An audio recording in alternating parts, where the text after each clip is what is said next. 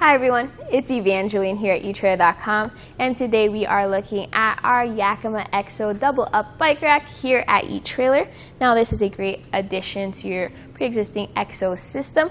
You just add it onto your base, and this allows you to carry your bikes around with you as you go out on your great adventures. So we have right here just the bike rack itself, and this is the DoubleUp that works on the EXO base. So we have this here on the swing base, but you can also put this on the top shelf. Just make sure that you already have your system in place. You can get the full kit here at etrailer.com. As for the bike rack itself, it has different weight capacities. We have it here on our swing base, and that has a capacity of 50 pounds per bike. If you happen to have the top shelf and you want to mount it up there, it will have the capacity of 40 pounds per bike.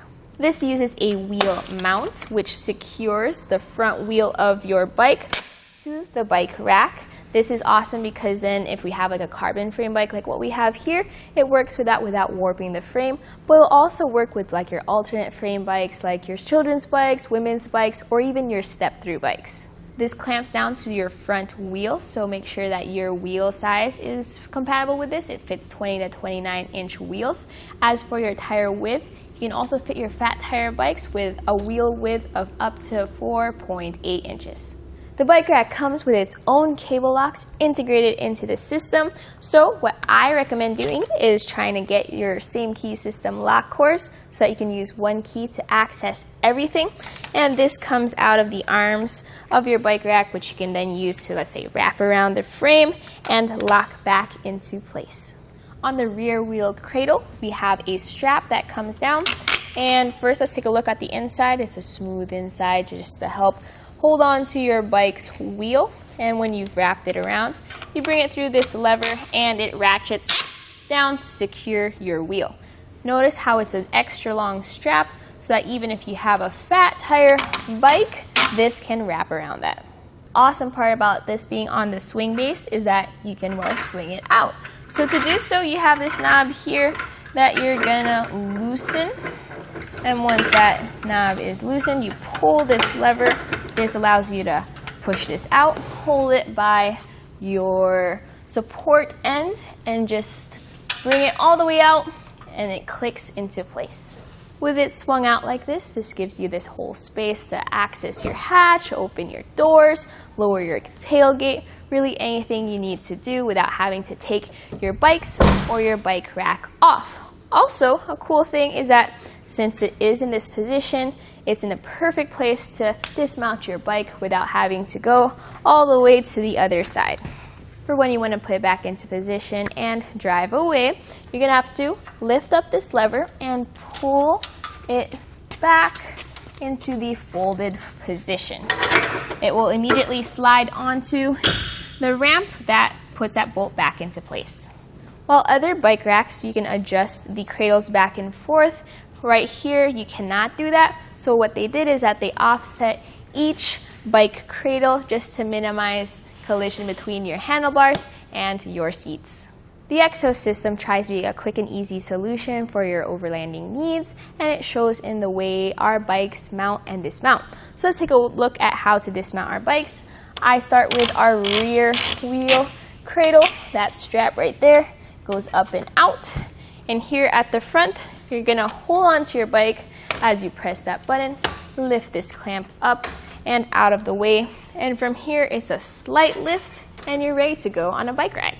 Here in the back, we have this cradle that rotates up and down just to accommodate bikes of different wheelbases. So if you have a shorter bike, it goes like this, and for your longer bikes, it accommodates it that way. Now that we have the bikes off, let's take a look at the bike rack itself. How far it sits out depends on your hitch on your vehicle. So I will measure from the center of the hitch pin hole on our hitch here all the way to the end, and it sticks out 33.5 inches. Now let's talk about ground clearance. Again, it depends on the hitch on your vehicle, but here the bottom lip of our hitch sits 11.5 inches from the ground to the hitch.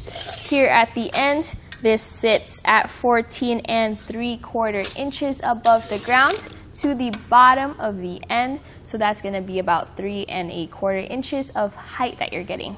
As for ground clearance here at the shank, we have a slight ramp here at this end, and this sits about 1/2 inch below the top of your bottom hitch pin lip. With your bikes off, you can also compact this down.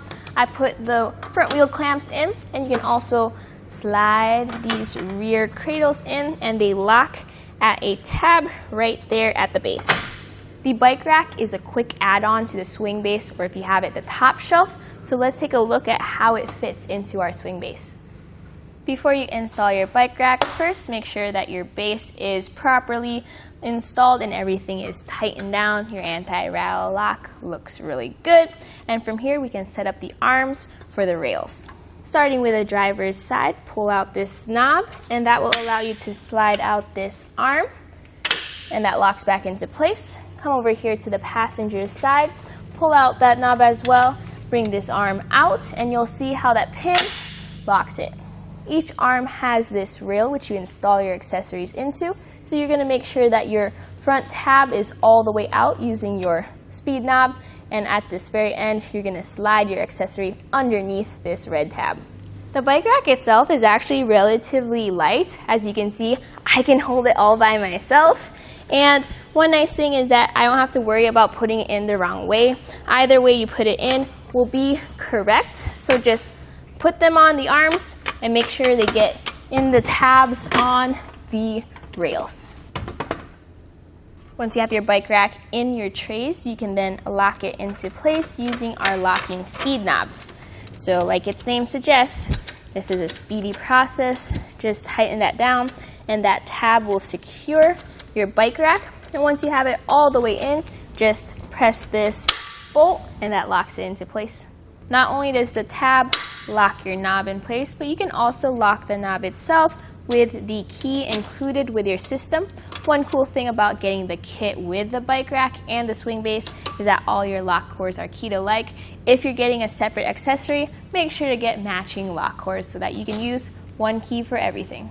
All in all, everything in this system is really strong, really durable. It's made of this nice strong steel with a black powder coat finish to prevent rust and corrosion. One thing to note is if you are taking this out there and having a blast, lots of extreme activities, if you do manage to scratch it, try to touch it up as much as you can just to keep that rust prevention in place.